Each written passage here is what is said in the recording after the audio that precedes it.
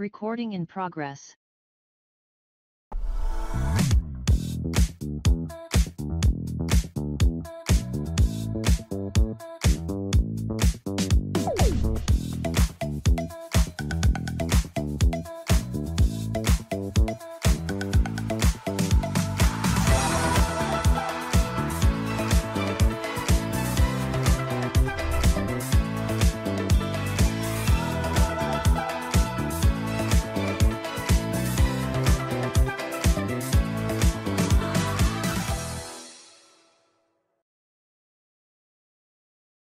Selamat pagi, Assalamualaikum warahmatullahi wabarakatuh. Salam Waalaikumsalam sejahtera, warahmatullahi. salam sejahtera, namo buddhaya, dan salam kebajikan. Selamat datang kepada Bapak dan Ibu di acara Sarasehan, virtual kolaborasi membangun negeri. Apa kabar semuanya? Semoga sehat dimanapun Bapak dan Ibu berada ya. Sebelumnya perkenalkan, nama saya Nadira yang akan menemani Bapak dan Ibu selama kurang lebih 1,5 jam ke depan. Dan tentunya senang sekali nih bisa berada di acara ini untuk kita berkumpul dan berbagi insight bersama. Sarasehan virtual kali ini akan membawakan tema Entrepreneurial Marketing menuju Kampus Merdeka. Acara ini merupakan kolaborasi antara Mark Plus Institute dengan Lembaga Layanan Pendidikan Tinggi Wilayah 1 Sumatera Utara. Sarasehan virtual ini ditujukan untuk menjadi forum diskusi informal untuk meningkatkan kualitas dan kompetensi perguruan tinggi di wilayah 1 Sumatera Utara, serta untuk meningkatkan kuantitas dan kualitas kerjasama khususnya dengan dunia usaha dan dunia industri. Di sini kita akan membahas tantangan yang dihadapi oleh perguruan tinggi di Indonesia untuk mencetak mahasiswa yang memiliki semangat kewirausahaan dan profesionalisme. Sebelum kita masuk ke acara hari ini, mari kita menyanyikan lagu kebangsaan Indonesia, Indonesia Raya. Bapak dan Ibu, kami mohon untuk bersikap duduk sempurna.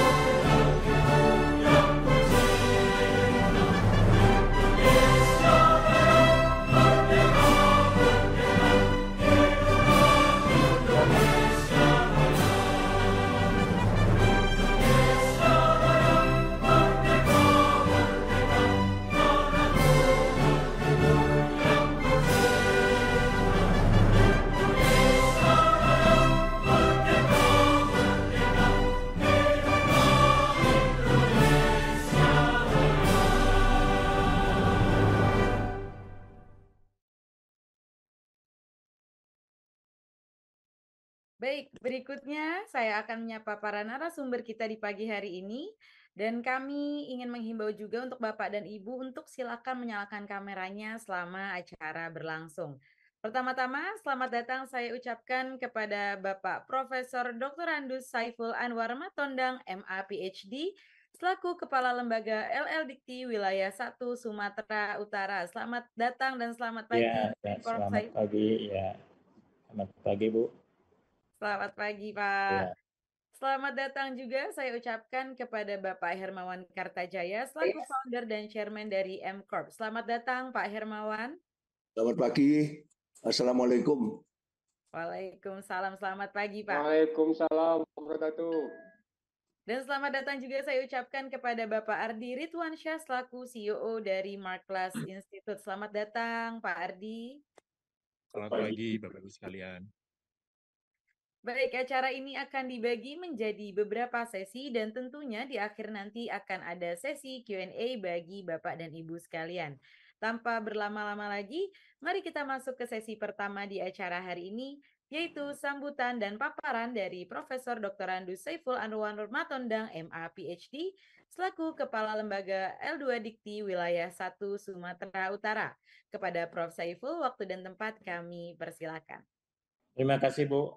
Assalamualaikum warahmatullahi wabarakatuh. Salam sejahtera untuk kita semua. Om Swastiastu, Namo Buddhaya, salam kebajikan, rahayu. Yang saya hormati teman-teman dari Marklus Institute, khususnya Pak Hermawan Kartajaya. Sebetulnya saya sudah lama kenal dengan beliau dari buku-bukunya dan beberapa seminar yang saya ikuti. Dan saya sangat berterima kasih kepada teman-teman dari Marklus Institute yang telah menggagas acara ini, bagaimana entrepreneur marketing menuju kampus, khususnya program MBKM. Dan yang saya hormati teman-teman dari LL Dikti Wilayah 1, khususnya Bu Rika, yang menjadi tim kerja vokasi dan kerjasama antara LL Dikti Wilayah 1 dengan dunia usaha dan dunia industri. Kemudian teman-teman pimpinan perguruan tinggi yang ada di Sumatera Utara dan juga yang mewakili dari berbagai lembaga dan institusi. Pertama, marilah kita memanjatkan puji syukur kehadirat Allah Subhanahu wa Ta'ala atas berkat rahmat dan karunia-Nya kita dapat berkumpul hari ini by Zoom, di mana kegiatan ini sangat penting untuk menuju Indonesia Emas 2045. Kenapa saya kemukakan demikian? Karena jumlah wirausahawan kita dari alumni perguruan tinggi, baik diploma 3, diploma 4, S1, bahkan S2, jumlahnya sangat kecil sekali. Bahkan boleh dibilang mungkin di bawah 1% dari setiap tahun alumni. Mengapa demikian? Karena mindset di kepala alumni-alumni kita sampai hari ini belum bisa kita transformasi menuju kemampuan menjadi wirausahawan yang tangguh dan handal dan memiliki visi ke depan untuk melayani masyarakat banyak. Maka kegiatan ini sangat penting bagi perguruan tinggi, khususnya untuk dosen dan alumni yang ingin mendalami dan ingin mengetahui banyak, bahkan ingin berkecimpung baik dosen sebagai nanti mentor atau pendamping mahasiswa yang ingin melakukan kegiatan entrepreneurship. Mengapa demikian? Perusahaan-perusahaan berkembang terus, tetapi jumlah alumni perguruan tinggi yang masuk dalam usaha-usaha industri dan juga menjadi startup, perintis dunia-dunia usaha ini sangat lemah. Apalagi proses ditambah dengan digitalisasi. Digitalisasi kita masih lemah di kabupaten kota dan beberapa provinsi yang ada di Pulau Sumatera mungkin masih lemah. Tetapi mungkin di ibu kota Sumatera Utara, Provinsi Sumatera Utara, Medan, mungkin kegiatan ini masih boleh dikatakan sangat cepat dan pesat. Terbukti beberapa tempat kita melakukan kunjungan kuliner, misalnya mereka sudah menyiapkan flyer dalam bentuk online, mereka sudah menyiapkan sistem ordering online. Nah, ini adalah salah satu upaya-upaya yang dilakukan oleh teman-teman yang berkecimpung di bidang kuliner. Bahkan boleh kita katakan banyak sekarang perusahaan-perusahaan yang di kuliner ini banyak ordernya didapatkan dari sistem transaksi melalui digitalisasi. Nah, ini sangat penting bagi teman-teman untuk kegiatan MBKM maupun mendapatkan sertifikasi di bidang kompetensi bidang pemasaran kewirausahaan. Kenapa demikian? Karena kita ke depannya ini akan dibanjiri oleh bisnis-bisnis yang berkembang, yang tumbuh dari local wisdom, kekayaan-kekayaan alam lokal, termasuk juga usaha-usaha seperti yang saya sampaikan tadi, kuliner banyak sekali di Sumatera Utara, fashion juga, karena kita memiliki sub-etnik dari Batak, Nias, dan juga suku-suku lain yang ada di Sumatera Utara.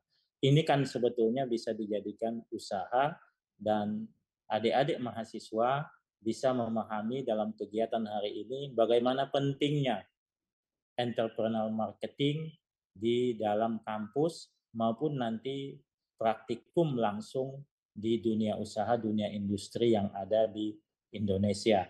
Bahkan mungkin sampai ke negara-negara Asia Tenggara untuk mendapatkan insight yang lebih dalam bagaimana di Malaysia, di Singapura, Vietnam, Thailand, Kamboja, bagaimana usaha-usaha marketing ini dilakukan dengan digitalisasi.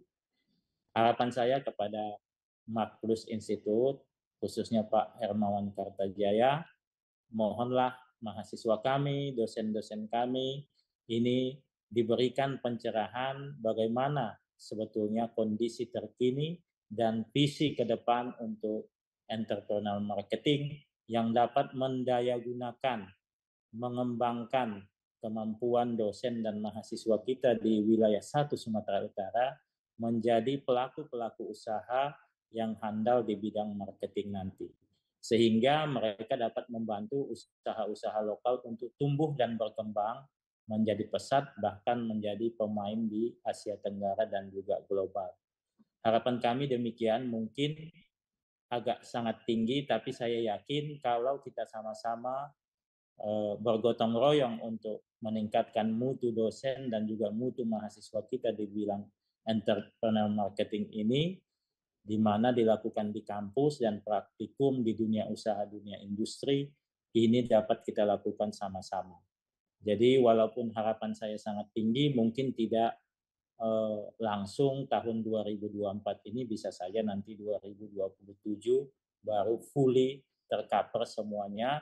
Kita ada 200 perguruan tinggi swasta dan ada sekitar 8 perguruan tinggi negeri.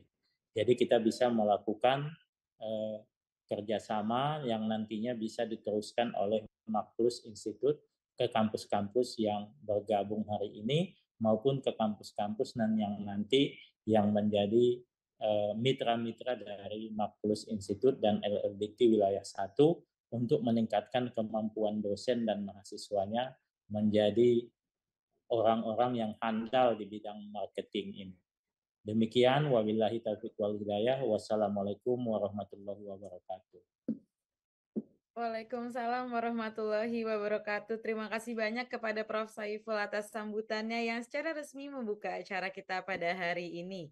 Selanjutnya kita akan mendengarkan pemaparan tentang entrepreneurial marketing oleh Bapak Hermawan Kartajaya selaku founder dan chairman dari M-Corp. Kepada Bapak Hermawan Kartajaya, waktu dan tempat kami persilakan. Ya, Assalamualaikum warahmatullahi wabarakatuh.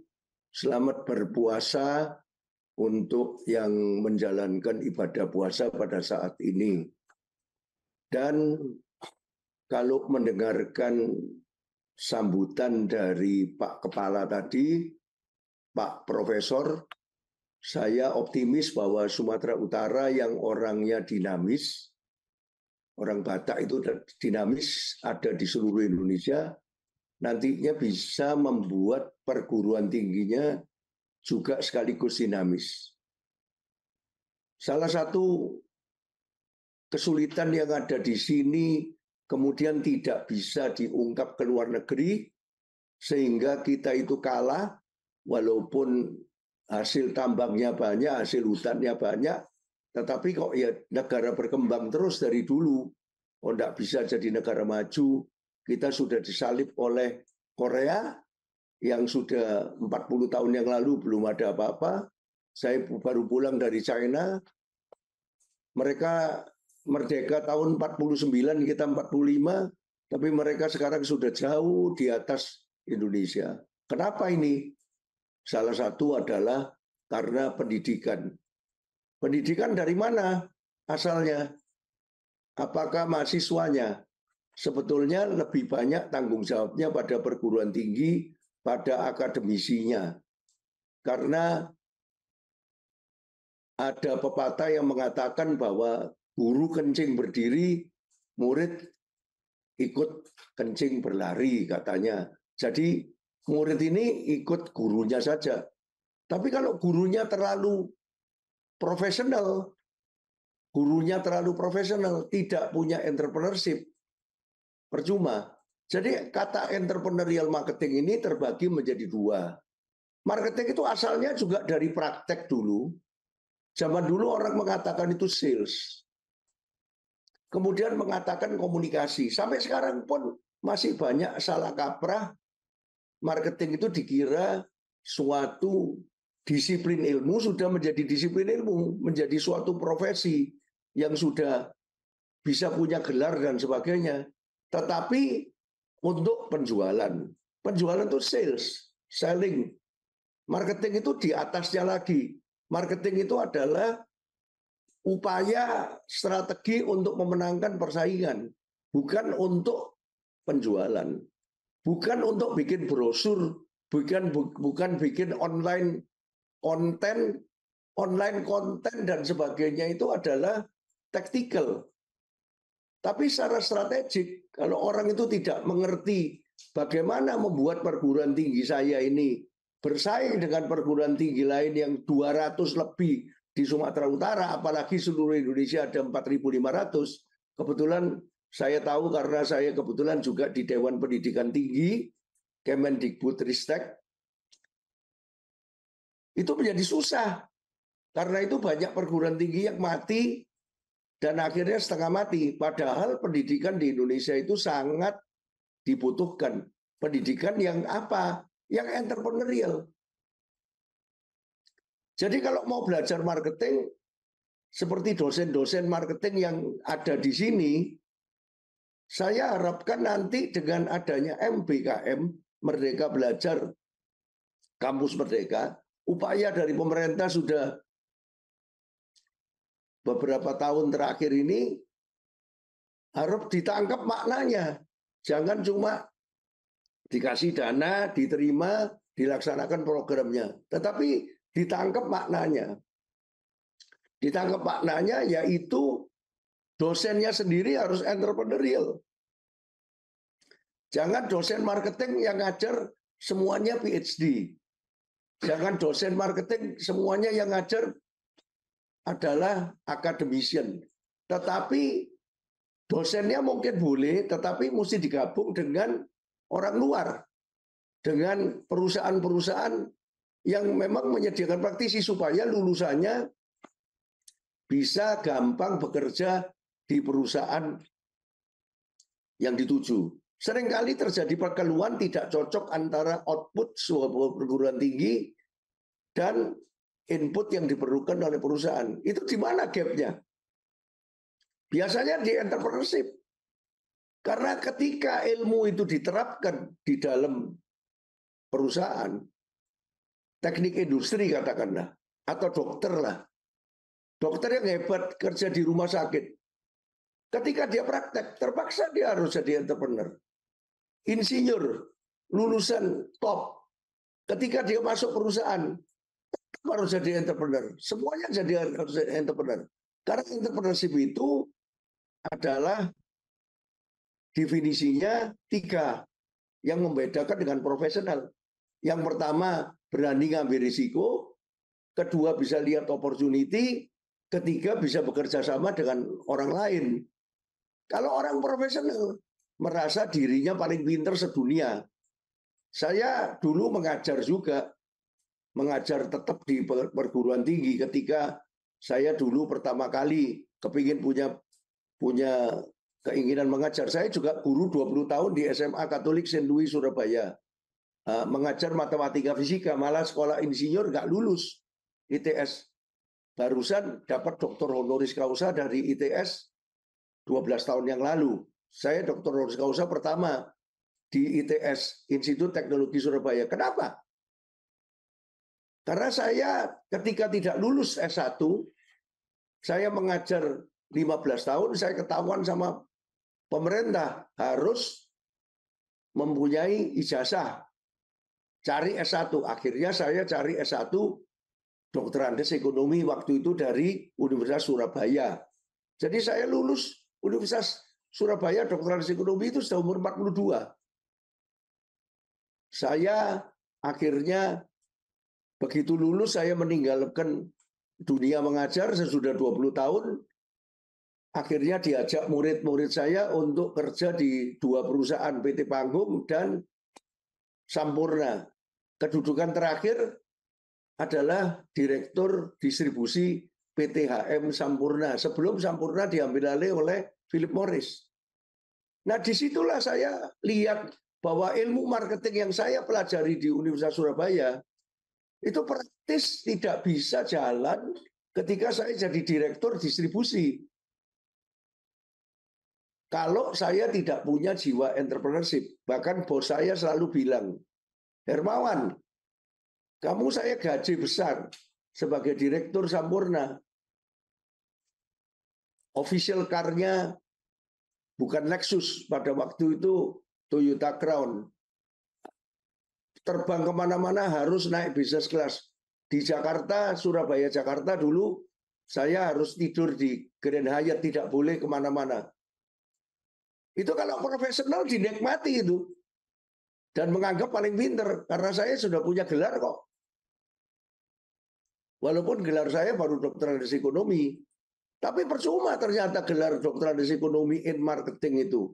Kalau tidak punya jiwa entrepreneurship.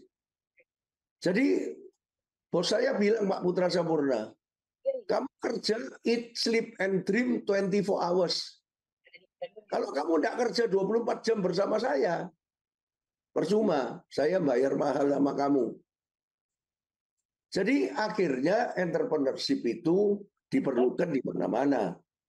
Nah, karena itulah MAK+ Institute yang sudah 34 tahun. Jadi MAK+ itu kita sebutnya MCOP sekarang ada 2 divisi, 1 institut yang keluarkan sertifikasi nanti yang kita tawarkan, kemudian yang memberikan training in-house untuk perusahaan, kemudian juga kerjasama dengan universitas, sama MAK+ Inc. MAK+ Inc. ini yang terdiri dari 2, consulting, riset, plus majalah, marketeers. Jadi media dicampur sama consulting semuanya, itu satu bagian diurusi Iwan Setiawan. Kalau yang MAK+ Institute ini kita sebutnya dekan itu adalah Dr. Zaki Musri, satu-satunya dokter di MAK+ dari 300 orang. 34 tahun saya dirikan MAK+, tetap nomor 1 kita di Indonesia karena kita tidak pernah berhenti berpikir dan terus mengeluarkan buku bersama Profesor Philip Kotler yang penulis dari semua Indonesia, tidak ada yang mungkin tidak mendapatkan kesempatan ini. Bukan saya menerjemahkan bukunya dia, tetapi kita mengekspor konsep-konsep Indonesia ke sana. Nah, jadi akhirnya lewat MAK+ Institute inilah kita kerjasama. SBM ITB, 8 tahun sudah. 8 tahun, Pak. Sudah batch 1 sampai batch 8, tiap Januari kita terima kelas MBA, Strategic Marketing EMBA. Pertama di Indonesia, Smemba, disebut Smemba, dan tahun ini luar biasa, 63 orang itu sudah terbesar dari seluruh program MBA yang ada di ITB, 270 orang. Dan kita jualnya termahal 160 juta untuk 3 semester. Untuk 3 semester. Untuk 3 semester semuanya harus selesai dalam 160 juta. Yang paling mahal, maaf, sekolah swasta paling mahal di Indonesia, di Jakarta sini 159. Saya sengaja bikin 160 tetapi laris. Kenapa?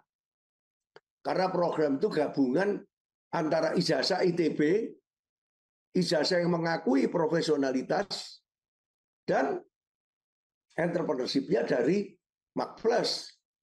Karena MAK+ ini terkenal sebagai yang banyak 34 tahun membantu industri-industri di Indonesia. Perusahaan-perusahaan dari mana-mana. Bahkan beberapa klien kita ada di luar negeri.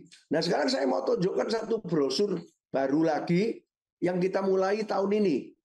Yaitu DBA. DBA ini adalah Doctor of Business Administration. Mana? Nah, DBA ini adalah Doctor of Business Administration yang dibikin pertama kali di Indonesia. The first DBA in Indonesia dan first batch-nya akan mulai September 2024. Registration-nya sampai Juli 2024. Sekarang sudah mulai bisa. Ini cocok untuk kalau satu kampus kirim satu aja, tidak dijadikan PhD, tapi dijadikan DBA. Pak Kepala, saya mohon dukungannya supaya tidak semua dosen-dosen dijadikan PhD. Kalau semua dijadikan PhD, akhirnya semua jadi profesor, susah ngurusnya dan mengerucut di atas, dan tidak perlu begitu. Jadi kampus-kampus Amerika itu yang mengajar itu adalah dibagi dua, PhD dan DBA. Nah ini DBA in Agri Business Entrepreneurial Marketing. Entrepreneurial Marketingnya dari MAK+, Agri Business-nya dari UGM. Mantap ini Pak. Fokus pada problem solving, bukan teori building. Dirancang untuk profesional, civil servant, business owner, dan academician. Academician-nya saya kira perlu, walaupun bukan segmen pertama yang dituju. Segmen pertama yang kita tuju adalah para profesional. BUMN, tolong disiarkan di Sumatera Utara, BUMN atau BUMD yang belum punya S3 ngambil ini aja, karena agribusiness-nya dari hulu sampai hilir. Jadi dari farming sampai hilir, sampai makanan. Jadi ini menariknya di sini dan bisa dilakukan secara hybrid. Fleksibel dari seluruh Indonesia, tapi Jakarta based. Jadi kampus UGM ada di Jakarta, UGM Tower, tapi kita juga punya kampus. Di Kokas ini kalau Bapak kebetulan main-main ke sini di lantai 8, Tower 88, satu lantai. Sudah lantai kita punya MAK+ Institute, kita beli properti sendiri, jadi susah diusir, dan ada ruangan namanya Philip Kotler Theater Class yang dipakai oleh MBA sekarang, dan banyak training-training perusahaan.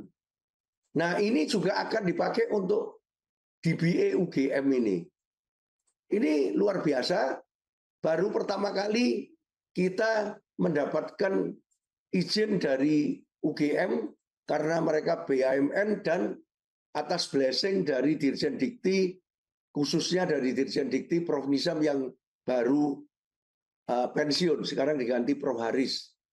Nah jadi ini bisa diikuti dari mana-mana, project based, bukan publikasi ilmiah. Jadi tidak usah takut, tidak usah liwat paper-paper yang harus masuk jurnal ilmiah. Saya ini juga pernah dijadikan editor jurnal ilmiah internasional. Tidak gampang. Tidak gampang. Di situ juga, maaf, ada mafianya.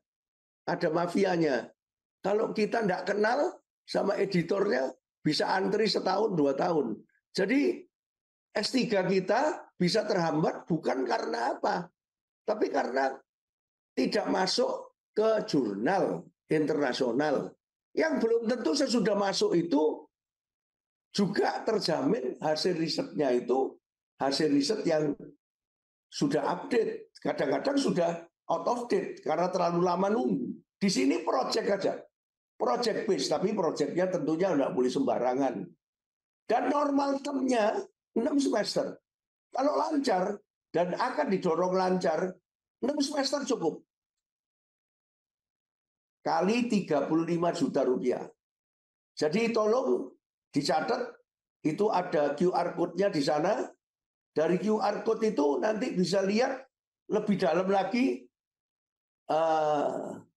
apa saja yang dibutuhkan untuk daftar dan sebagainya. Nanti tanggal 4 April ada open house. Jadi nanti tanggal 4 April ada open house secara online. Nanti yang mempunyai minat bisa mengikuti open house ini sehingga bisa tanya jawab langsung di situ khusus mengenai ini.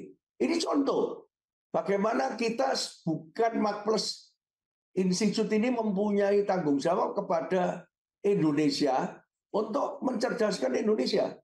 Kita menambahkan apa yang tidak dipunyai oleh universitas. Kita tidak punya izin universitas. Kita tidak kepingin jadi BINUS, kita tidak kepingin jadi UPH, kita kepingin jadi MAKPLUS Institute. Terdaftarnya di Dirjen Vokasi. Kita bangga sebagai vokasi. Saya vokasi. Saya bangga sebagai vokasi. Walaupun saya punya 5 profesor dari Malaysia dan Korea. Walaupun saya punya doktor honoris causa. Walaupun saya punya Master of Science dari Inggris. Tidak pernah saya pakai semua. Buat apa? Saya pakai semua degree saya. Kalau kemudian saya tidak bisa praktek apapun. Saya harus membuktikan bahwa MAKPLUS ini 34 tahun tetap tegar di tempat gelombang apapun. Gelombang krisis ekonomi, krisis politik, krisis teknologi, dan sebagainya. Karena itu, coba pertimbangkan Pak Kepala, saya mohon dukungannya untuk menyiarkan brosur ini. Nanti brosurnya juga dikirim ke Pak Kepala, untuk Pak Kepala bisa menyebarkan ke semua yang hadir di sini, dan juga semua kalangan luas di Medan. Siapa tahu ada dari BUMN, dari BUMD, dari perusahaan, maupun dari government. Dari Pemda-Pemda yang mau ikut, tapi UGM. Jadi administrasinya semua UGM yang menentukan diterima atau enggak, bukan kita, hybrid. Jadi kira-kira ya ada offline online, tapi Jakarta base. Jadi tidak perlu ke Jogja, Jakarta base. Kalau perlu diperlukan offline juga sekali-sekali ke Jakarta, di kampus kita di Kota Kasablanka Mall. Ini pembukaannya. Ini contoh saja bahwa kita sudah mulai sampai S3, terutama untuk dosen-dosennya, satu kampus satu aja. Cukup sudah. Tapi kita tentunya limit ya. Jadi untuk batch pertama kita cuma menerima peserta di dalam kondisi yang limit. Cuma lebih besar daripada kalau ini PhD. Karena kalau PhD academician lebih sempit ruangnya karena lebih susah, semuanya harus dibimbing secara teknis dan sebagainya. Ya, ini yang pertama. Sekarang saya masuk bahannya dulu. Nanti kalau mau tanya jawab tentang ini silakan. Sekarang saya masuk pertama. Saya tunjukkan dulu semua buku-buku yang saya tulis entrepreneurial marketing bersama Profesor Philip Kotler. Kalau di sini semuanya adalah dosen marketing atau pemerhati marketing atau yang senang pada marketing, mesti tahu Profesor Philip Kotler itu siapa. The father of modern marketing, Kellogg School of Northwestern University dari Amerika di Chicago, yang saya temui 25 tahun yang lalu, 1998. Saya ketemu beruntung sekali di Moskow, 1998. Saya menulis buku yang pertama bersama Profesor Philip Kotler tentang krisis Asia, repositioning Asia. Berikutnya terus sampai akhirnya ada yang namanya marketing 3.0, 4.0, 5.0, 6.0.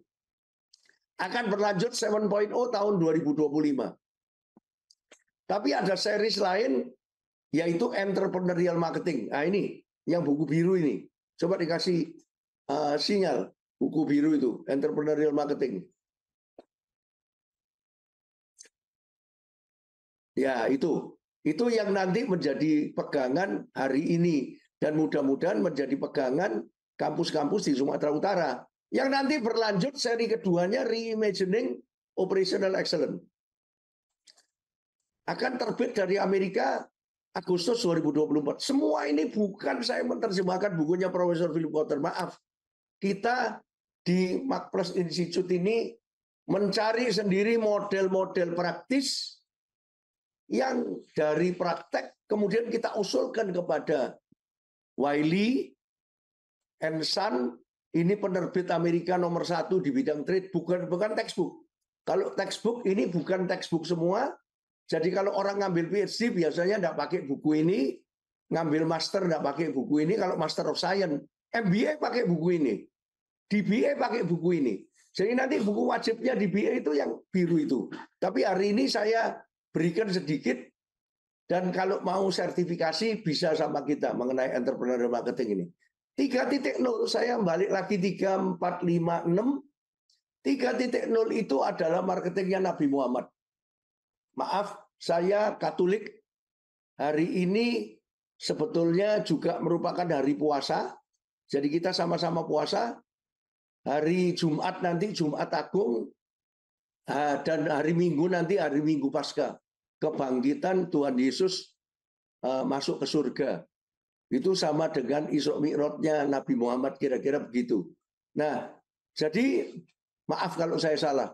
Tetapi tujuan saya adalah mempromosikan Islam dari orang yang non-Muslim. Karena itu saya sering disebut Ketua NU Cabang Katolik. Jadi ketika itu 2010, kira-kira 14 tahun yang lalu, saya berpikir, karena waktu itu saya diminta untuk menjadi konsultan Bank Syariah Indonesia. Aneh kan? Orang Bank Indonesia pada waktu itu cuma bertanya, kenapa kok orang Islam mau sekolah di sekolah Katolik? Kenapa? Kenapa orang Katolik tidak mau pada umumnya sekolah di sekolah Islam? Kenapa? Saya bilang tidak tahu saya jawabannya. Saya memang sekolah-sekolah Katolik mulai kecil. SMP, SMA, sampai mengajar. Dan sampai sekarang masih Katolik. Walaupun maaf jarang ke gereja, tapi nanti Jumat Agung ini akan ke gereja. Jadi setahun saya bisa ke gereja 2-3 kali, yaitu Jumat Agung, Paskah, dan Natal. Maaf ya, maaf ini bukan ceramah agama.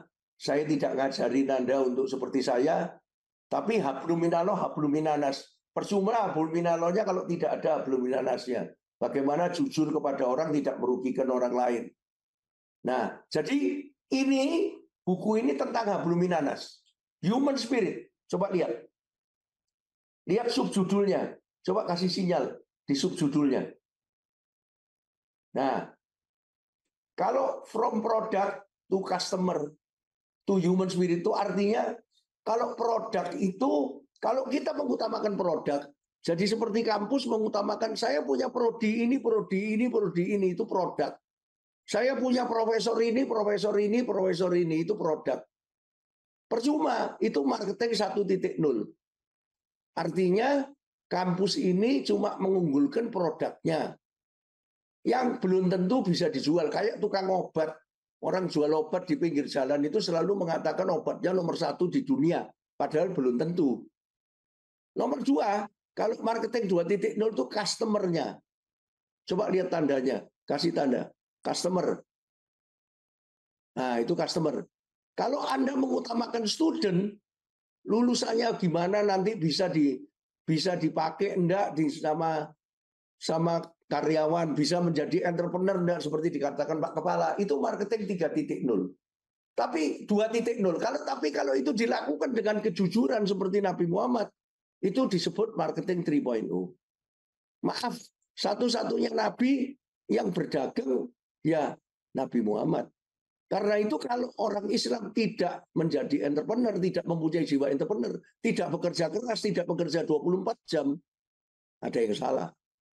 Tapi kalau saya, maaf, nabinya tukang kayu. Nabinya tukang kayu, nabinya Yesus tukang kayu, karena itu meninggalnya juga nanti Jumat diperingati itu di kayu juga. Jadi tidak merupakan entrepreneur. Jadi saya selalu memberikan motivasi seperti itu kepada teman-teman di Indonesia. Ke luar negeri, saya selalu mengatakan, banyak yang orang non-Muslim tidak tahu Islam. Karena takut. Karena beberapa organisasi radikal melakukan serangan-serangan yang tidak berdasar, seperti serangan yang tidak terduga-duga lagi pada beberapa komunitas Kristen di Moskow. Sekarang yang dilakukan oleh ISIS dan diakui oleh ISIS. ISIS ini bukan negara resmi, tetapi mengaku Islam. Ini sayang. Jadi Islam itu sudah mulai moderat dengan Arab Saudi mulai mendatangkan Ronaldo, kemudian Uni Emirat Arab dibuka, kemudian Qatar menjadi tuan rumah dari World Cup, tapi terjadi lagi di Moskow yang diakui oleh ISIS. Makanya kita berada pada satu dilema. Tetapi kita harus balik, terutama bulan puasa. Bulan puasa ini jadikanlah untuk balik ke Islam yang sesungguhnya. Islam yang sesungguhnya itu kejujuran. Tapi bukan kejujuran dong, harus kerja keras. Kerja keras, kerja teliti, kerja 24 jam dengan kejujuran. Produknya harus bagus. Untuk produknya bagus harus kejujuran. Bagaimana customernya, studentnya supaya bisa diterima oleh perusahaan-perusahaan. Itu harus kerja keras. Nggak bisa enak-enakan cuma baca doa kemudian mau kampusnya laris. Nggak bisa. Nah, contoh universitas swasta yang berhasil itu, maaf, BINUS. Saya kenal sama ketua Yayasan BINUS. Mulai berasal dari kursus komputer sampai sekarang menjadi kampus yang ternama. Kalau di MBA, dia nomor 2 yang diakui secara internasional sesudah UGM. UGM yang pertama yang diakui EACSB, kemudian BINUS, baru UI, baru ITB, baru UI. Jadi sebetulnya swasta ini kalau mau mengambil peranan lebih cepat untuk MBKM lebih gampang. Karena nggak usah terlalu banyak tergantung peraturan. Seperti mau mengirim DBA ini. Tinggal ketua yayasan teken satu dosen kirim untuk DBA. Siapa yang nggak mau jadi profesor? Sudah, jadi DBA saja. Dan malah sekarang lagi dirancang supaya DBA itu juga bisa menjadi profesor pada suatu ketika nanti peraturannya sudah bisa diganti. Sekarang Prof. Nizam, teman saya selalu bilang, Pak, ini memerlukan waktu memang. Tapi kita mudah-mudahan ada progres terus perguruan tinggi di Indonesia ini supaya lebih mempermudah. Orang MBA, DBA diangkat sebagai dosen. Sekarang sudah bisa. Kemudian nanti bisa jadi profesor. Di Amerika biasa saja. Orang yang terkenal bintang film Taylor Swift itu diakui profesor. Oprah Winfrey, presenter terkenal, itu profesor. Saya melihat sendiri bagaimana anak saya di wisuda di Northwestern University, Profesor Oprah Winfrey yang tidak pernah sekolah di bidang komunikasi. Tapi dia membuktikan Oprah Winfrey bagus dan laris. Yang penting laris. Kalau laris buat apa? Kita pinter-pinter tapi kemudian kita tidak laris. Yang penting laris, laku dan bukan murah dan laris. Kalau bisa mahal dan laris, ya. Ini intinya ini, ya. Terus. Nah, sekarang bagaimana mengawinkan entrepreneurship dengan profesional ini? Profesional itu ada di bawah. Ini kalau orang Jawa bilangnya Pandawa 5. Maaf dulu negara Indonesia ini masih dominasinya Hindu. Jadi sampai sekarang cerita-cerita wayang dari India itu masih dimengerti oleh orang-orang Jawa, terutama. Untuk orang-orang Sumatera Utara, maaf, itu Nakulo Sadewo yang kembar itu simbol productivity, Arjuno simbol improvement yang selalu latihan panahan terus katanya sampai cara mananya sempurna. Gatot Koco itu adalah profesional. Yudhistira itu manajemen, manajernya semua ini, adik-adiknya 4 ini disebut namanya Yudhistira. Pandawa 5 ini mewakili kebaikan, good spirit untuk mengalahkan Kurawa, bad spirit. Selalu good spirit mengalahkan bad spirit. Mau agamanya Hindu, mau Islam, mau Katolik, mau Kristen, mau Buddha, sama saja. The good versus the bad.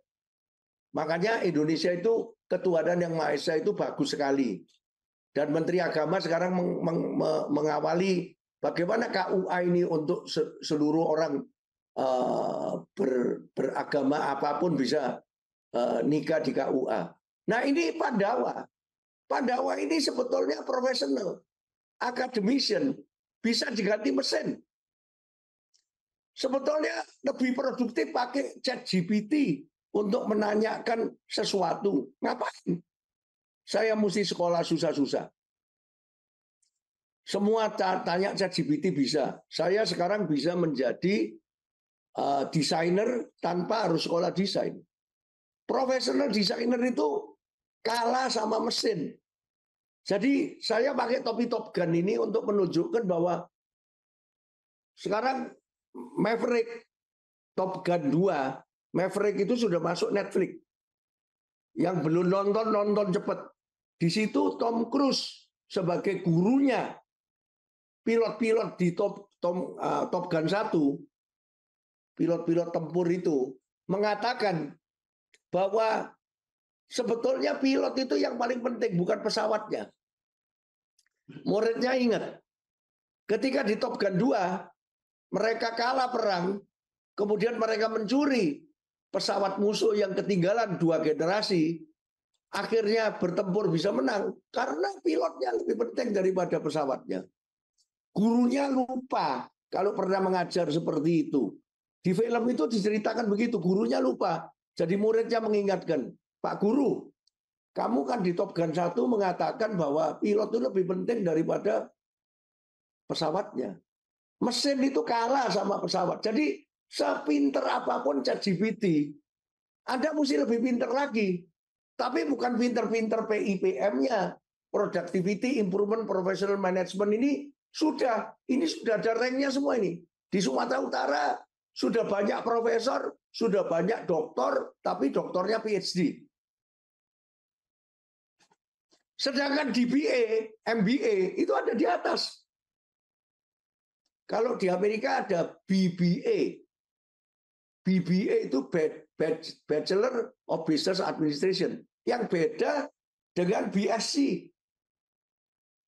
Jadi kalau dalam kesarjanaan S1 ilmiah itu masuk yang bawah. Pandawa itu, Anda jadi Pandawa. Pandawa itu tidak mau kalah. Saya paling ganteng, saya paling pinter, saya paling pinter sedunia. Saya tidak mau kolaborasi dengan orang. Tapi kalau entrepreneur di atas, Bagong creativity, Petro innovation, entrepreneurship itu Gareng, leader itu Semar. Semar itu bapaknya semua ini. Kalau Yudhistira itu kakaknya, empat ini jadi manajernya. Kalau Semar itu leader dari semua. Jadi seorang entrepreneur itu adalah orang yang selalu kreatif. Orang yang selalu mempunyai ide baru. Jadi kalau di kampus Anda, dosen-dosennya, semua profesional, matilah. Yang mikiri ide baru, itu pasti adalah yayasan nanti. Sama rektorat, sama dekanat. Mati.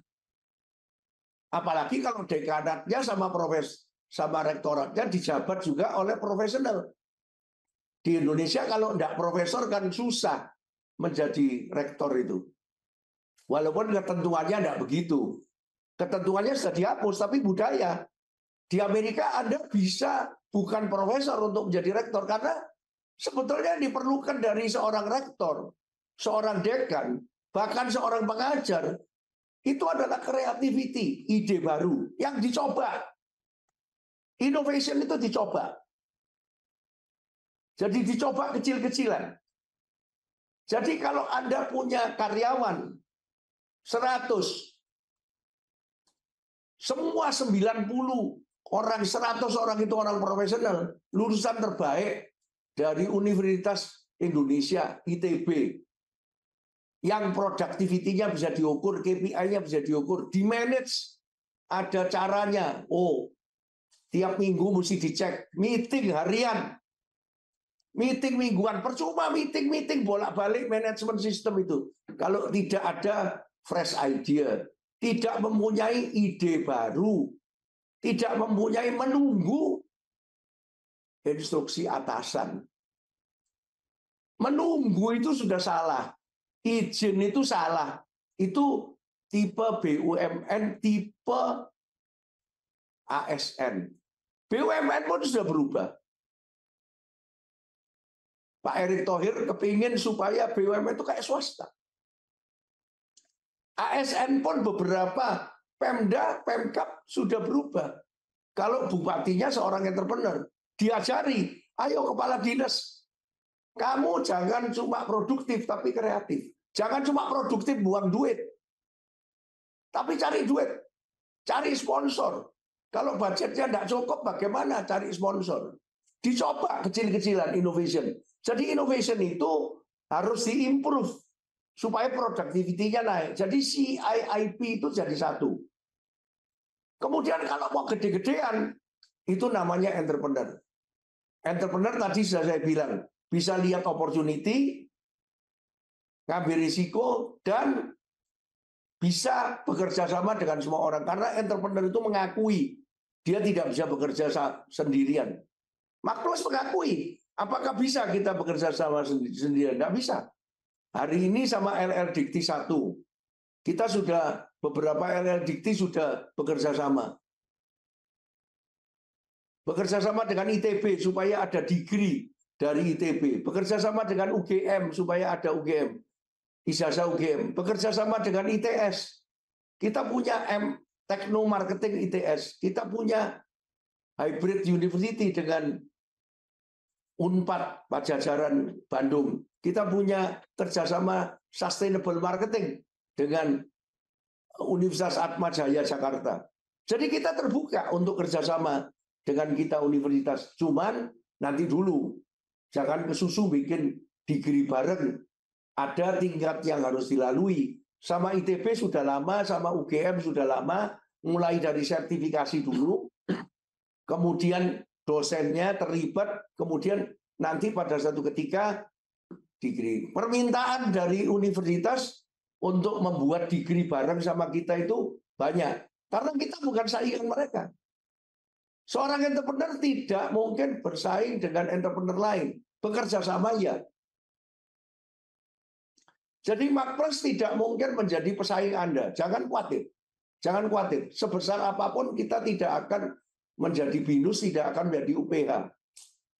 Kita tidak akan mengikuti BINUS mulai dari kursus, akhirnya jadi universitas. Enggak. Saya sampai sekarang belum mikir itu. Jadi siap untuk bekerja sama karena CIEL itu bahasa Perancisnya artinya langit. Kebetulan aja. Kebetulan aja.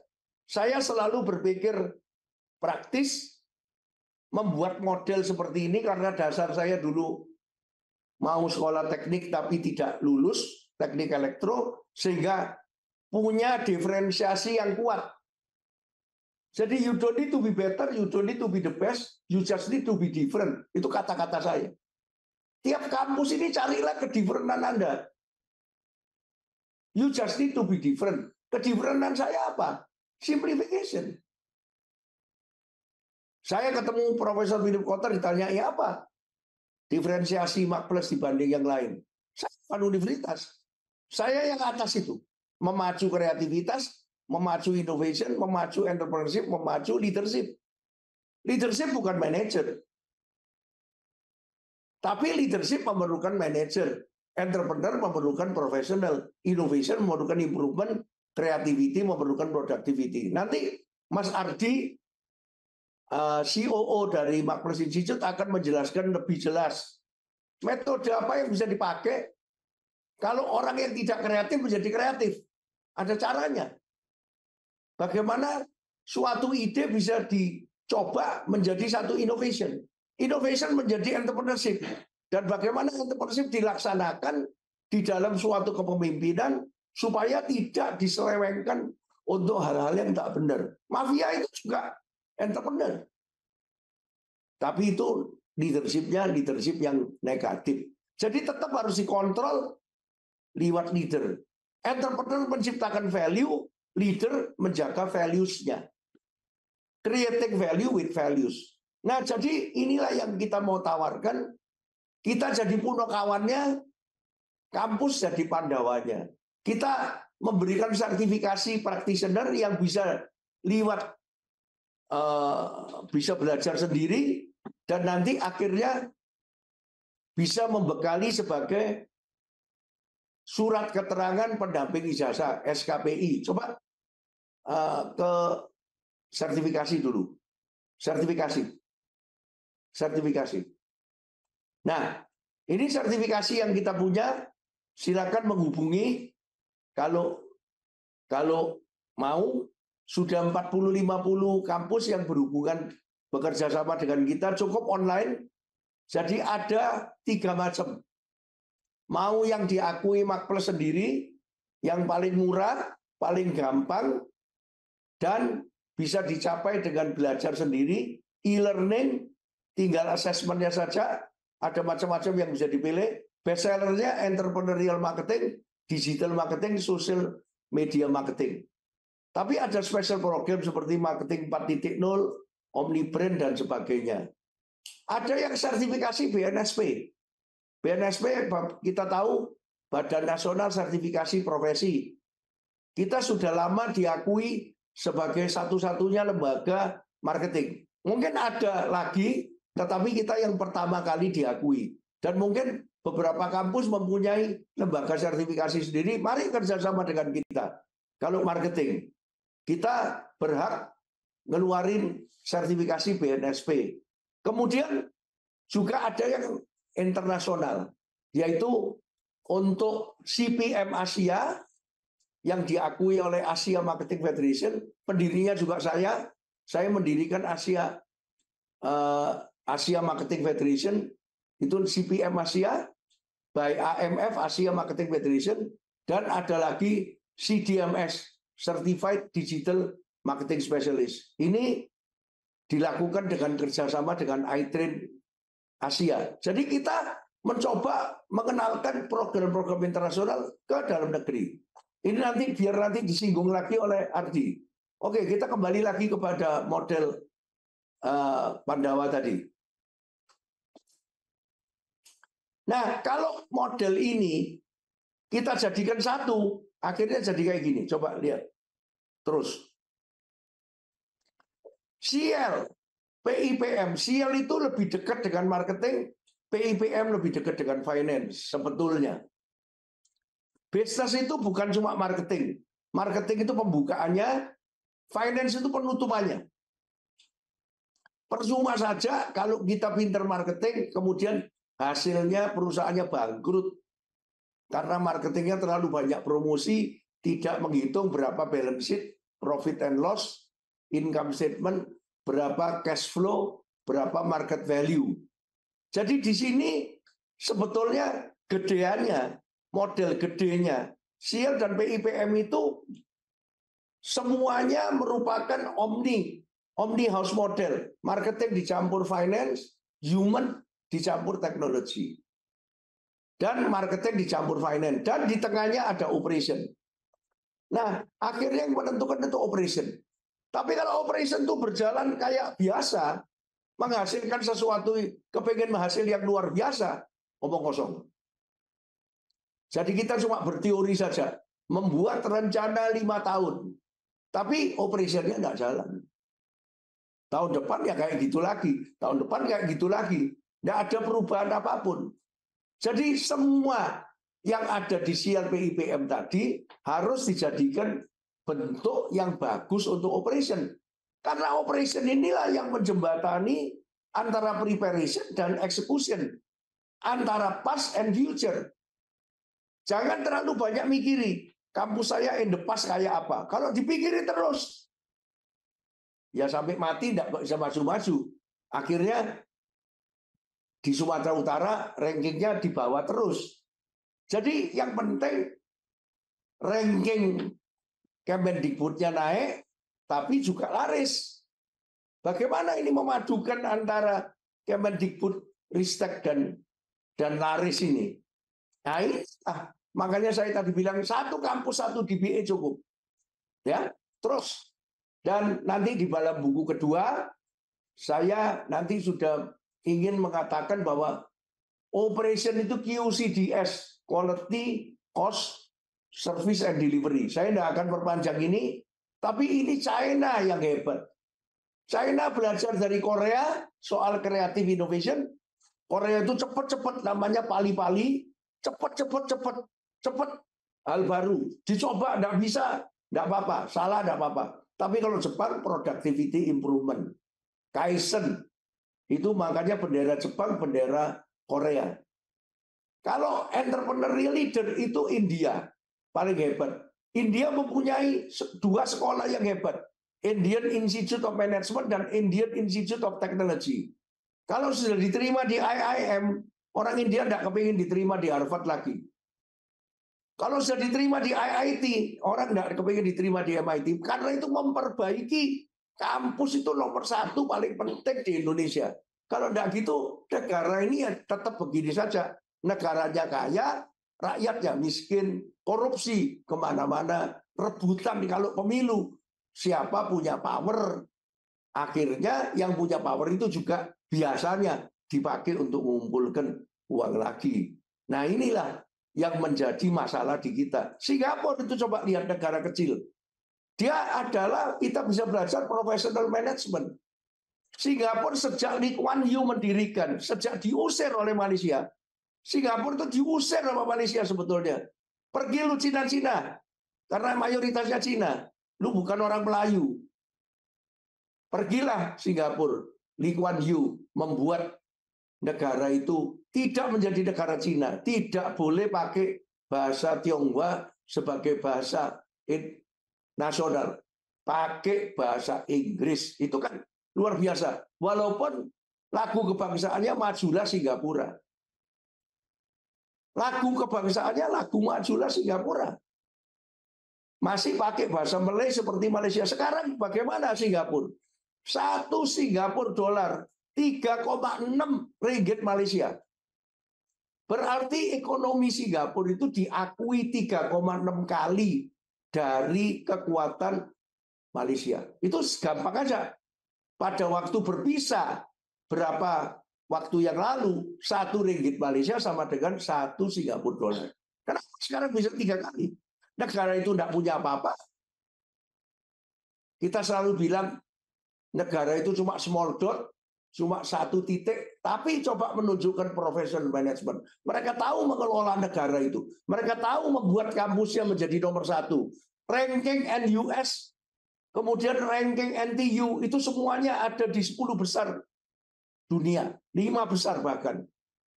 Ranking kita, maaf, yang paling tinggi mungkin 300. 200 berapa gitu. Kapan kita bisa memperbaiki kita? Dari diri kita sendiri. Jangan menyalahkan pemerintah, jangan menyalahkan orang lain. Kasihan.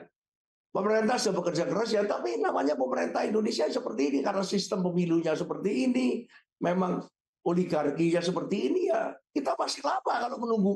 Carilah usaha sendiri. Makpres mencari usaha sendiri. Makpres harus memberikan contoh bagaimana kita memperbaiki kecerdasan bangsa Indonesia. Makanya saya paling marah kalau di Makpres sendiri orangnya kerja kayak orang pada umumnya males-males, kemudian goblok-goblok, dan tidak mau kerja 24 jam, dan tidak mempunyai fresh idea. Saya paling marah sama anak-anak saya. Karena Makpres itu 300 orang itu harus menjadi contoh untuk yang lain.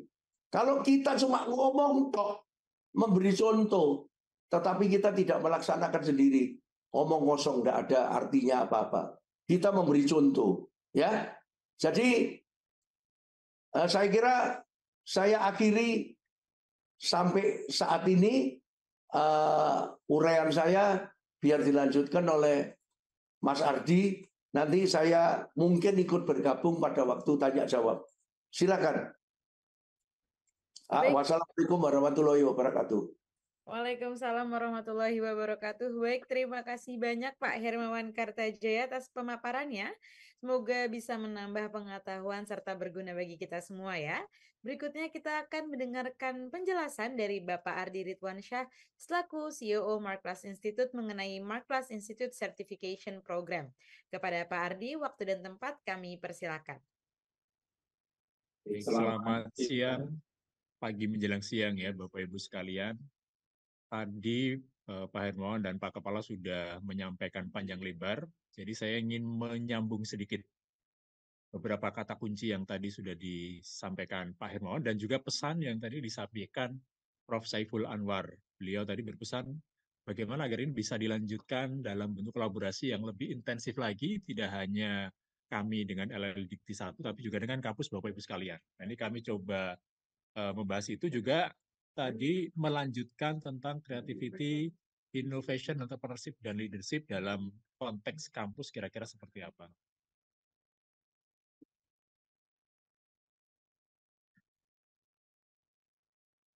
Nah, ini untuk program sertifikasi yang tadi sudah disampaikan oleh Pak Hermawan. Di sini ada beberapa sertifikasi yang setelah pandemi ya, setelah pandemi kemudian kami merasa bahwa ini menjadi sebuah program yang bisa dilakukan secara online. Jadi bayangkan dulu Bapak Ibu, ini sebagai contoh ya, ketika dulu kami menyelenggarakan program sertifikasi, contohnya digital marketing ini. Itu untuk dilaksanakan harus offline dan pesertanya harus datang ke Jakarta, harus ada transportasi, akomodasi, ujiannya harus dilakukan secara fisik dan seterusnya. Dan itu biayanya bisa, untuk pelatihannya saja bisa 7 juta rupiah, belum termasuk ujian. Belum nanti pesawatnya, akomodasinya, dan seterusnya. Tapi sekarang dengan transformasi digital, akhirnya kami bisa mendesain program ini full bisa dilakukan secara online, secara asinkronus.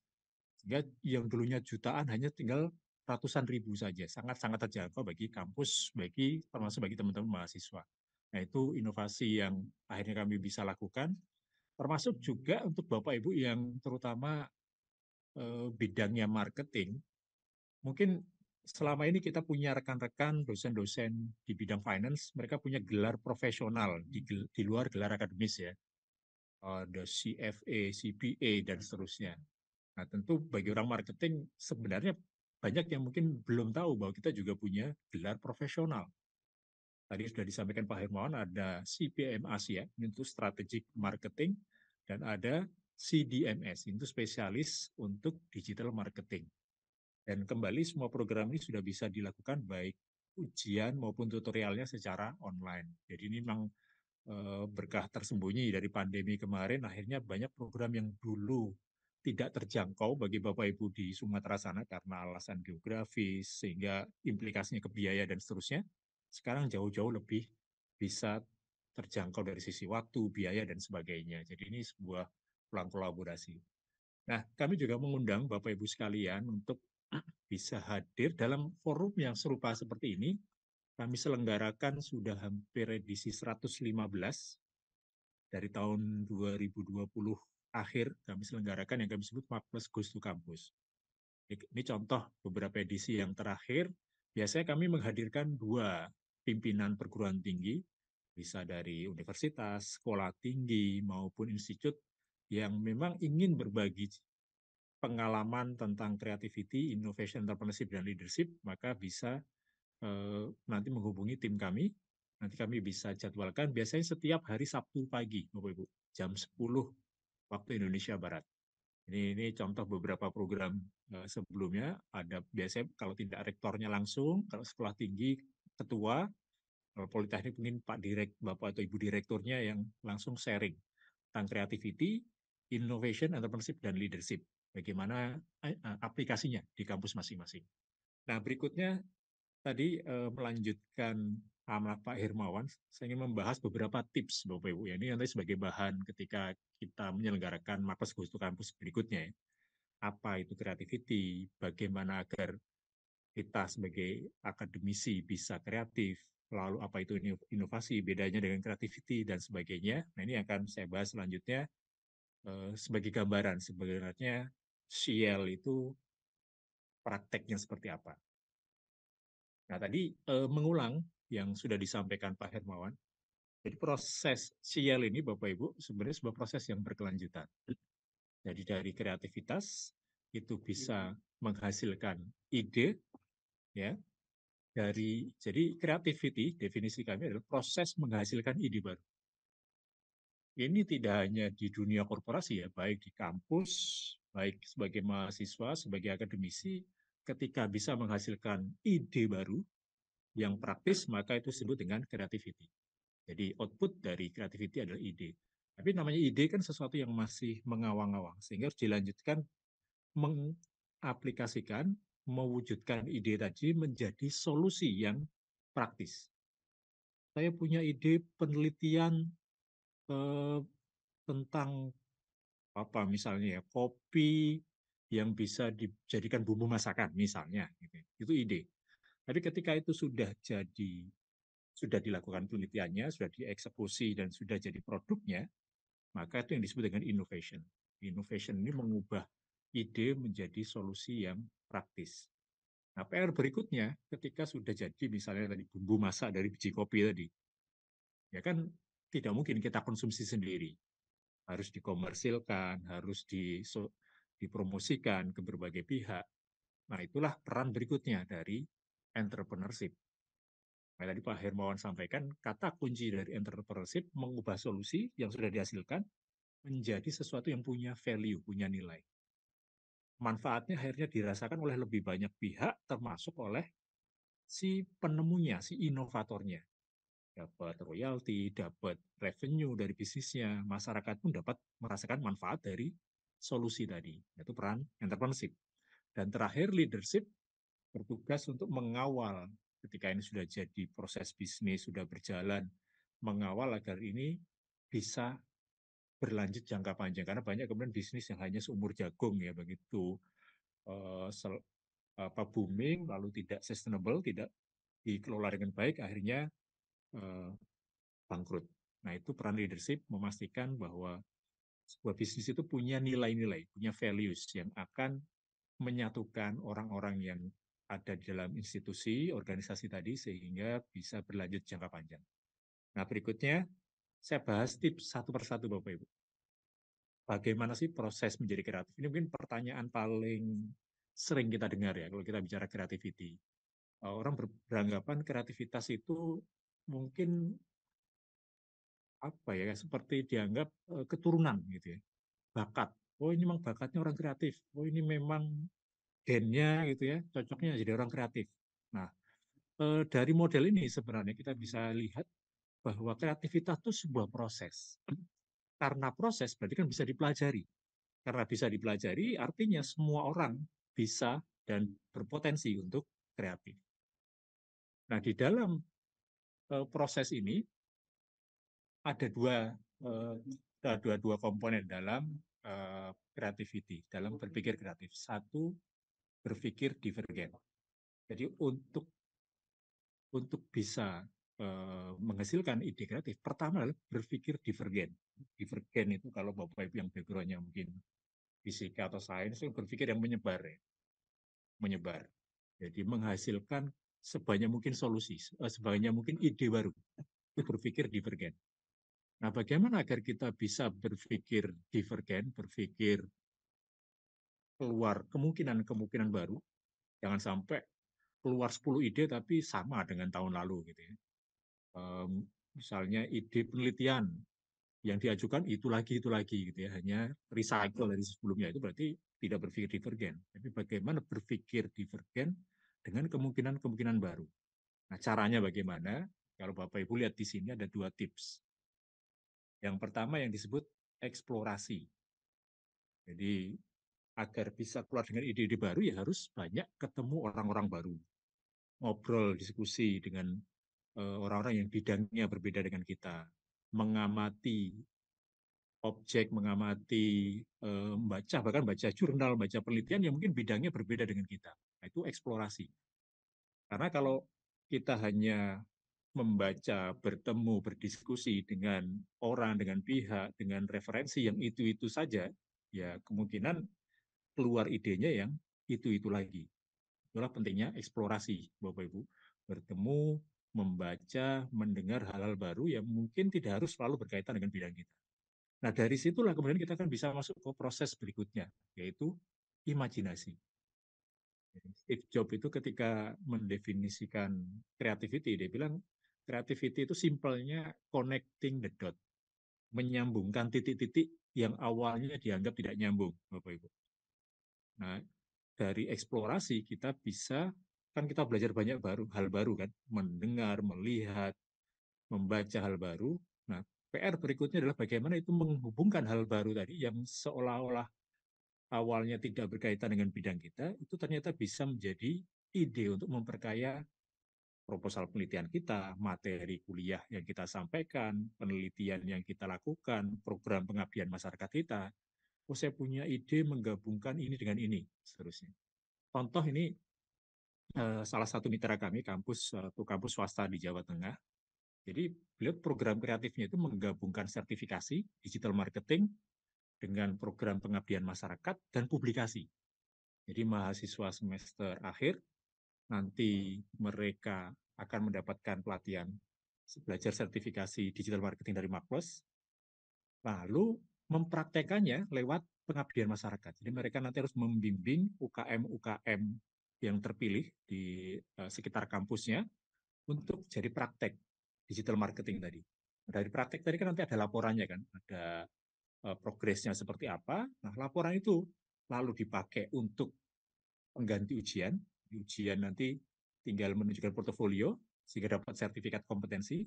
Yang kedua, laporan tadi jadi tulisan, jadi publikasi yang bisa digunakan oleh kampus. Jadi dari satu program bisa dapat pengabdian masyarakat, bisa dapat publikasi, mahasiswa bisa dapat sertifikat kompetensi. Nah, itu imagination, connecting the dot, menghubungkan hal-hal yang awalnya tidak kita anggap tidak berhubungan. Itu berpikir divergen, Bapak. Jadi keluar dengan sebanyak mungkin kemungkinan. Tapi pada satu titik kita harus lanjut, tidak hanya berpikir divergen, tapi harus konvergen. Jadi kalau misalnya dari brainstorming ya, dengan tim kita keluar 20 ide, 15 ide baru yang menarik semua, tentu kita bingung kalau semuanya harus dieksekusi, sehingga harus dikonvergensikan. Kita perlu prioritaskan dan lakukan validasi secara singkat. Dari 20 ide ini mana yang mau kita prioritaskan? Mungkin cuma satu atau dua saja. Atau bahkan mungkin ada ide yang bisa digabung, sehingga ini satu ide, satu program saja. Nah, karena kalau terlalu banyak berpikir divergen, tidak berlanjut dengan konvergen, akhirnya ya hanya berhenti di ide, tapi kita tidak ada keinginan untuk mengeksekusi karena terlalu banyak. Itulah manfaat berpikir konvergen. Jadi kita gabungkan sehingga hanya ide-ide paling baik yang kemudian bisa kita dapatkan. Nah, ini yang disebut dengan model creativity yang ini ada juga di buku Entrepreneurial Marketing yang tadi sudah ditunjukkan oleh Pak Hermawan. Nah, ini ide. Jadi hasil dari kreativitas adalah ide kreatif. Berikutnya yang kita lakukan proses berikutnya yang disebut dengan innovation. Jadi begitu Bapak Ibu sudah punya ide nih, sudah dapat ide baru, satu atau dua ide terbaik, ide penelitian, ide cara mengajar baru, ide pengabdian masyarakat baru, ide inovasi di laboratorium, dan seterusnya. Maka untuk mengubah ide tadi, ide itu kan masih di kepala kita ya, Bapak Ibu masih coret-coretan gitu ya, menjadi sesuatu yang konkret yang nanti benar-benar bisa berdampak memberikan solusi, maka ada beberapa hal ini yang perlu kita perhatikan. Pertama, customer-nya. Di ide tadi, kira-kira siapa yang akan pakai? Ide misalnya terkait pengabdian masyarakat. Ini siapa? Bapak UKM. UKM yang mana? UKM khusus perempuan misalnya, atau UKM khusus pertanian, atau UKM yang mana? Itu disebut dengan customer. Kalau kita sudah tahu siapa customer kita, ide tadi bisa lebih mudah kita tes. Kira-kira ada perbaikan nggak, ada masukan tidak dari mereka. Sehingga ide baru tadi, yang awalnya mungkin baru dari perspektif kita, lama-lama jadi lebih sesuai, lebih pas dengan kebutuhan customer kita. Karena bisa jadi kita anggap ini sebuah ideal, tapi bagi target, bagi audiens, bagi customer, mereka punya ide lain yang sebenarnya bisa membuat ide kita menjadi lebih bagus. Jadi karena kalau tidak kita jadi akhirnya bisa jadi tidak tepat sasaran. Nah, tidak hanya mengamati, mengobservasi, ataupun bahkan menanyakan ke customer, berikutnya kita juga perlu tahu kompetitor. Kompetitor ini konteksnya adalah kita perlu lihat, kita punya ide misalnya pengabdian masyarakat atau penelitian seperti ini. Dilihat lagi, dipastikan lagi, sudah adakah yang melakukan hal yang serupa atau sebenarnya benar-benar ide yang baru. Itu yang disebut dengan kompetisi kan, kompetitor kita. Mereka yang kira-kira punya ide sejenis. Kalau ini konteksnya bisnis, misalnya Bapak Ibu merancang produk baru, berarti kan harus kita lihat di luar sana jangan-jangan sudah ada belum yang punya ide produk seperti ini. Ya, seorang dosen yang bikin madu hijau, madu formulanya tapi jadi herbal untuk stamina tubuh dan seterusnya. Nah, dilihat kompetitornya ada nggak yang seperti itu.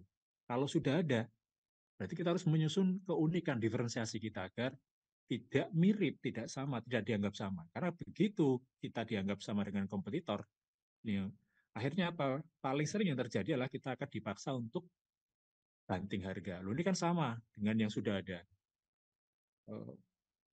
Apa bedanya? Kalau kita tidak bisa menunjukkan bedanya, keunikan diferensiasi kita, biasanya ujung-ujungnya nanti kita terpaksa harus menurunkan harga. Ya, bedanya adalah karena kita lebih murah. Nah, itu yang kita hindari. Jadi contoh Pak Hermawan ketika kami membuat program strategic marketing MBA, ya kita bedakan karena memang ini program untuk calon marketing leader spesifik. Sehingga ketika ada bedanya, maka customer tidak meminta atau menuntut harga yang lebih murah, bahkan mungkin mereka tidak sensitif lagi terhadap harga karena dianggap ini program yang unik. Dan terakhir, kita lihat ke company, ke internal kita, sumber daya kita bagaimana kita bisa mengeksekusi ide tadi agar efektif, agar bisa menghemat sumber daya yang kita miliki. Jadi kita tahu siapa customer kita, tahu siapa kompetitor kita, dan siapa sumber daya yang kita miliki. Dari situ kita akan bisa mengubah ide menjadi solusi yang siap pakai. Nah, inilah yang kami definisikan dengan inovasi, mengubah ide menjadi solusi. Sudah jadi nih, Bapak Ibu, sudah jadi produknya. Misalnya tadi sudah jadi madu hijaunya, madu yang dari penelitian kita dibuat dari rempah-rempah dari tanaman-tanaman pilihan yang punya efek positif ke tubuh, daya tahan tubuh misalnya. Apakah sudah selesai? Belum. Bapak Ibu mau membuat produk sebagus apapun, kalau tidak bisa menjualnya, ya akhirnya tidak ada yang tahu, tidak ada yang beli, ya masa kita mau tumpuk sendiri, kita konsumsi sendiri. Nah, itulah peran berikutnya dari entrepreneurship. Entrepreneurship ini yang nanti akan mengubah solusi yang sudah jadi bisa menjadi menciptakan nilai atau value atau manfaat bagi penciptanya, bagi konsumennya, bahkan mungkin bagi masyarakat secara umum. Nah, di sini termasuk di buku Entrepreneur Marketing, kami menyebutkan ada 3 ciri, Bapak Ibu. 3 ciri dari entrepreneur yang ini sebenarnya konteksnya tidak harus dalam konteks, entrepreneurship itu untuk orang yang merintis bisnis baru. Tidak. Ini bisa diaplikasikan termasuk untuk akademisi, termasuk untuk mahasiswa-mahasiswi kita, karena spirit entrepreneurship ini sesuatu yang bisa diaplikasikan dalam semua konteks. Makanya ada yang mengistilahkan intrapreneurship, ya. Menerapkan jiwa entrepreneurship di dalam institusi kita. Tidak harus kita menciptakan institusi baru. Ada 3 ciri yang kita bisa bilang, oh orang ini punya jiwa entrepreneur. Meskipun dia pegawai, meskipun dia profesional, meskipun dia ASN. Yang pertama bisa melihat peluang. Opportunity seeking. Ketika orang melihat pandemi kemarin, semua hanya melihat sisi negatifnya, ternyata ada beberapa, termasuk saya tahu ada beberapa dosen yang melihat peluang di situ. Akhirnya membuat produk-produk herbal, penelitian dari penelitian di bidang herbal, untuk bisa meningkatkan daya tahan tubuh. Yang saya cerita tadi, produk madu hijau tadi, itu seorang dosen yang menciptakan dan laris manis pada saat pandemi, karena bisa melihat opportunity. Nah, yang kedua, berani ngambil risiko. Karena hanya melihat peluang, tapi tidak berani melangkah, akhirnya ya peluangnya lewat begitu saja. Itu disebut dengan risk taking. Bapak Ibu mau bikin sesuatu kan tidak semua orang akan mengapresiasi. Mungkin ada yang bilang, ketika saya bilang misalnya saya mau bikin madu hijau, ada yang bilang madu kok hijau, udah banyak yang kayak gitu, nggak menarik. Pasti ada suara-suara seperti itu. Ketika kita tetap berani melawan itu, nanti disebut dengan salah satu risk taking gitu. Belum lagi nanti bicara harus keluar biaya awal dan seterusnya. Ada risiko yang harus ditanggung. Tapi berani menghitung dan mengambil risiko itu yang menjadi salah satu ciri entrepreneur. Dan yang terakhir, seperti disampaikan tadi Pak Hermawan berulang kali, adalah kolaborasi. Entrepreneur ini dia tahu bahwa tidak semua bisa dieksekusi sendiri. Dia perlu mungkin berkolaborasi, bekerja sama dengan pihak yang punya sumber daya yang dia tidak miliki, yang kira-kira bisa menciptakan atau bisa saling menutupi kekurangan dan bisa saling memberikan manfaat. Sebagaimana ketika Makplus kolaborasi dengan SBM ITB, dengan UGM, ITS, dan Atmajaya, kami punya kekuatan, mitra-mitra kampus tadi juga punya kekuatan, bagaimana itu bisa digabungkan, olah kolaborasi. Nah, ini 3 karakteristik ini yang akan membuat kita punya jiwa entrepreneurship. Dan terakhir, leadership.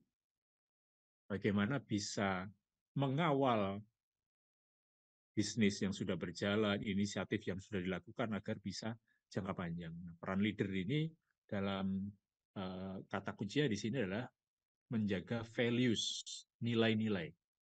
Jadi biasanya kalau Bapak Ibu termasuk di kampus swasta, yang biasanya ketua yayasan dia punya nilai-nilai yang kemudian diwujudkan dalam budaya perusahaan, nilai-nilai organisasi dan seterusnya, yang itu kan sebenarnya menjadi fondasi agar organisasi institusi itu punya karakteristik dibangun di atas nilai-nilai yang mulia sehingga orang-orang yang ada di dalamnya akan punya visi misi yang sama, bahasanya sama, arahnya sama.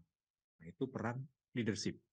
Leadership ini yang akan berperan untuk membawa inisiatif yang sudah berjalan dari ide, inovasi, kemudian jadi manfaat lewat entrepreneurship bisa menjadi sesuatu yang jangka panjang. Baik, ini tadi melanjutkan yang disampaikan Pak Hermawan dan Profesor Saiful Anwar juga. Mungkin masih ada waktu, nanti kita bisa lanjutkan dengan diskusi terkait program sertifikasi ataupun terkait dengan creativity, innovation, entrepreneurship, dan leadership. Saya kembalikan kepada Nadira. Baik, terima kasih banyak Pak Ardi Ridwansyah atas pemaparannya. Dan bagi Bapak dan Ibu yang berminat untuk mengikuti program ini, nanti boleh ya langsung menghubungi narahubung dari Makplus Institute. Dan sesaat lagi kita akan segera masuk ke sesi Q&A, dan saya ingin memberitahu sekali lagi bagi Bapak Ibu yang memiliki pertanyaan, boleh langsung saja dituliskan pertanyaannya di kolom chat Zoom sesuai dengan format yang sudah dikirimkan, yang sudah ada. Seperti itu ya. Dan segera kita akan masuk ke sesi Q&A kita di siang hari ini. Mungkin saya akan mengundang kembali bersama kita di layar Zoom Pak Hermawan Kartajaya, Pak Ardi, dan juga mungkin jika bisa dan berkenan dari Prof. Saiful. Kita akan masuk nih ke sesi Q&A untuk membahas pertanyaan-pertanyaan yang sudah masuk di siang hari ini. Oke, baik. Ini sudah ada beberapa pertanyaan ya. Dan nanti Bapak Ibu jika masih ada yang mau bertanya boleh langsung dituliskan saja di kolom chat Zoom untuk pertanyaannya untuk nanti kita bahas. Oke, baik. Mungkin kita akan segera masuk ke pertanyaan yang pertama dulu. Pertanyaan yang pertama ini ada yang masuk. Jadi pertanyaannya adalah, kira-kira apa saja langkah-langkah praktis yang dapat diambil oleh universitas untuk bisa memperkuat ekosistem kewirausahaan di kampus mereka? Mungkin boleh silakan kepada Pak Hermawan untuk dijawab terlebih dahulu pertanyaannya. Silakan Pak. Yang namanya ekosistem itu kesemuanya. Jadi menurut saya niatnya untuk memang menjalankan MBKM itu bukan cuma menunggu dari pemerintah. Pemerintah sudah cukup banyak mempunyai program dan dimodali pakai budget. Yang penting sekarang di luar itu semua, apa lagi yang bisa dilakukan oleh sebuah kampus untuk mengembangkan entrepreneurship. Nah, salah satunya sama kita itu tadi untuk membekali supaya mahasiswanya punya SKPI, surat keterangan pendamping ijazah, supaya dengan biaya rendah, kira-kira 300 ribuan per mahasiswa, itu bisa lulus dengan SKPI. Tapi apalagi, mungkin namanya ekosistem ya. Jadi mulai dari yayasan sampai rektorat, semuanya mesti duduk bareng menurut saya, dan harus keluar ide. Semuanya harus keluar ide, kemudian didiskusikan secara brainstorming, kira-kira bagaimana, apa ide yang harus dilakukan. Kalau itu semua dilakukan mulai dari yayasan ke rektorat, rektorat ngajak dekanat, dekanat ngajak jurusan, itu nanti akan menjadi ekosistem. Ya, itu dari saya. Oke, baik. Terima kasih Pak Hermawan atas jawabannya. Mungkin ini kita akan masuk ke pertanyaan yang lainnya.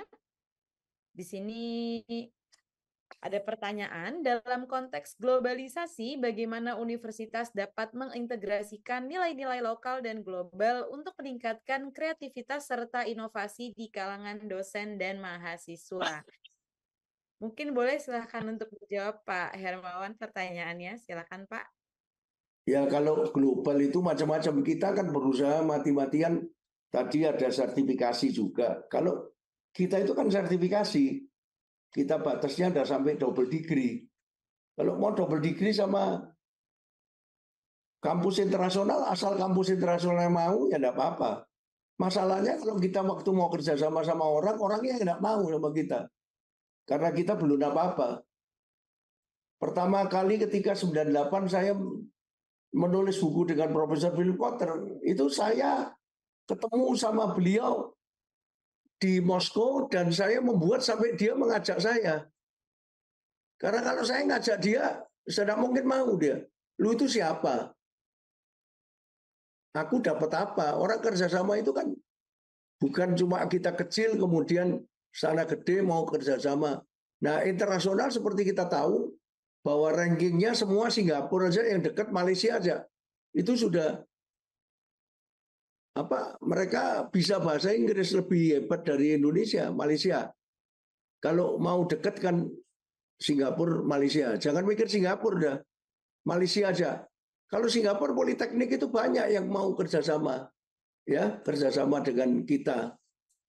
Saya lewat Asia Marketing Federation bisa mencoba menghubungkan dengan 17 negara yang ada, tetapi it's not that easy juga. Ya, jadi mungkin Ardi ada tambahan.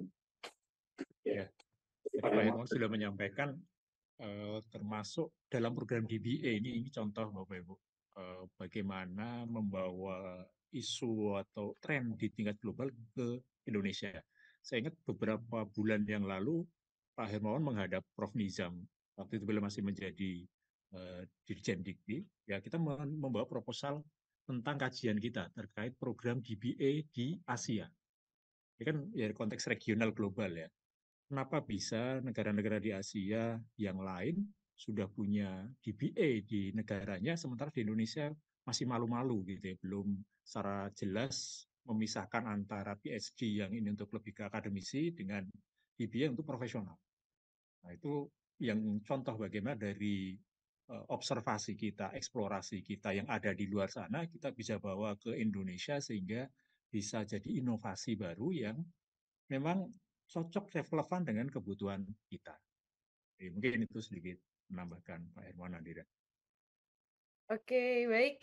Terima kasih banyak Pak Hermawan Kartajaya dan juga Pak Ardi Ridwansyah atas jawabannya. Semoga cukup dan bisa menjawab pertanyaan dari Bapak Ibu semua di siang hari ini ya. Baik, dengan demikian Selesai sudah acara Sarasehan Virtual Kolaborasi Membangun Negeri kali ini. Sekali lagi saya ingin mengucapkan terima kasih kepada para narasumber yang sudah hadir dan juga sudah berbagi ilmu bersama dengan kita semua. Saya juga ingin mengucapkan terima kasih kepada para Bapak, Ibu, serta rekan-rekan yang telah hadir di siang hari ini. Bagi Bapak dan Ibu yang ingin mendapatkan e-certificate, silakan langsung mengisi link absen yang ada di kolom chat Zoom. Dan dengan hanya Rp100.000 saja, Bapak dan Ibu bisa mendapatkan free e-learning selama 1 bulan di markclassinstitute.com. Tentunya ini adalah kesempatan yang tidak sering hadir ya, jadi boleh nih langsung saja diisi link absensinya untuk mendapatkan e-certificate, dan dengan hanya membayar Rp100.000, Bapak dan Ibu bisa langsung mendapatkan akses untuk mempelajari e-learning melalui markclassinstitute.com yang tentunya topiknya ada banyak sekali. Jadi boleh langsung dihubungi saja kontak person kami yang sudah tertera di kolom chat Zoom. Saya Nadira beserta segenap kru yang bertugas pamit undur diri dari hadapan Anda semua. Stay safe, stay healthy, dan sampai jumpa.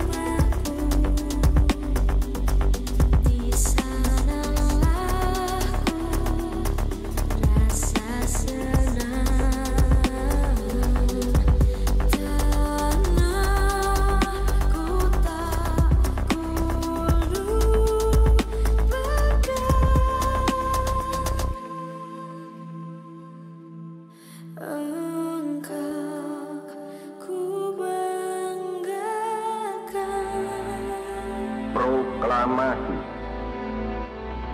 Kami, bangsa Indonesia, dengan ini menyatakan kemerdekaan Indonesia. Hal-hal yang mengenai pemindahan kekuasaan dan lain-lain diselenggarakan dengan cara saksama dan dalam tempo yang sesingkat-singkatnya. Jakarta, 17 Agustus 1945, atas nama bangsa Indonesia, Soekarno, Hatta.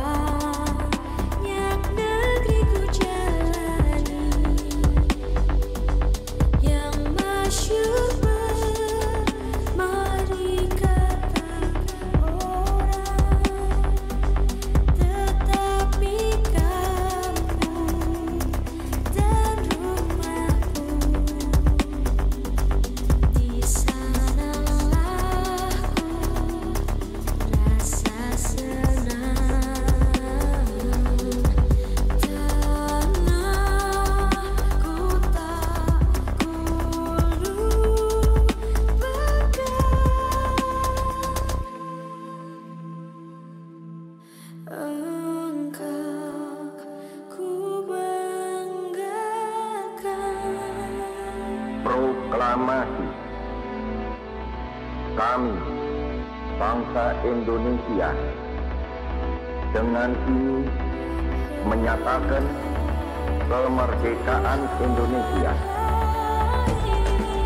Hal-hal yang mengenai pemindahan kekuasaan dan lain-lain diselenggarakan dengan cara seksama dan dalam tempo yang sesingkat-singkatnya. Jakarta, 17 Agustus 1945, atas nama bangsa Indonesia, Soekarno, Hatta.